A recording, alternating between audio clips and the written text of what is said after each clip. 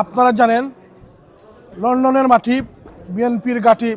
আপনারা দেখেছেন বিগত 17 বছর যেখানে স্বৈরাচারী শেখ হাসিনা এসেছে, জাতীয়তাবাদী যুবদল শেখ হাসিনা যুবদলের বয়ে লন্ডনের কোনো হোটেলের সামনের দরজা দিয়ে প্রবেশ করতে পারে নাই। আমরা 8 থেকে 9 দিন টানা লাগাতার যে আন্দোলন ছিল, সেই আন্দোলনে শেখ হাসিনা পিছনের দরজা দিয়ে হোটেলের দরজা দিয়ে ঢুকেছে এবং পিছনের দরজা দিয়ে বের হয়ে বাংলাদেশে চলে গিয়েছে। এই দেশে বিদেশে আজকে ষড়যন্ত্র চলছে। সকল ষড়যন্ত্রের জন্য আপনারা চোখ কান খোলা রাখবেন।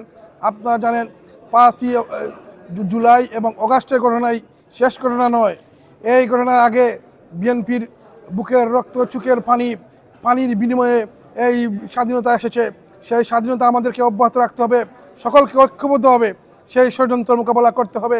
দেশে বিদেশে যে ষড়যন্ত্র চলছে সেই ষড়যন্ত্রের দাঁত ভেঙে দিতে হবে। আপনারা জানেন ওই ইউনূস সরকার না টিকলে বাংলাদেশ টিকবে না। ইউনূস সরকার টিকবে, সাথে সাথে বাংলাদেশ জাতীয়তাবাদী দলের যে দাবি, দেশনায়ক তারেক রহমানের যে দাবি, অচিরেই বাংলাদেশে একটি ফ্রি অ্যান্ড ফেয়ার ইলেকশন দিতে হবে। বাংলাদেশের মানুষের ভোটাধিকারের অধিকার ফিরিয়ে দিতে হবে। মিডিয়া যেভাবে কু হচ্ছে, সেই মিডিয়ার কুর হাত থেকে বাংলাদেশকে বাঁচাতে হবে। মিডিয়া কু হলে বাংলাদেশ শেষ হয়ে যাবে।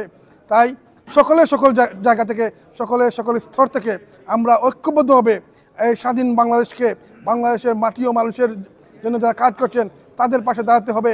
তাদের পাশে দাঁড়াতে হলে সকল ক্ষেত্রে আমাদের ঐক্যবদ্ধ দাঁড়াতে হবে।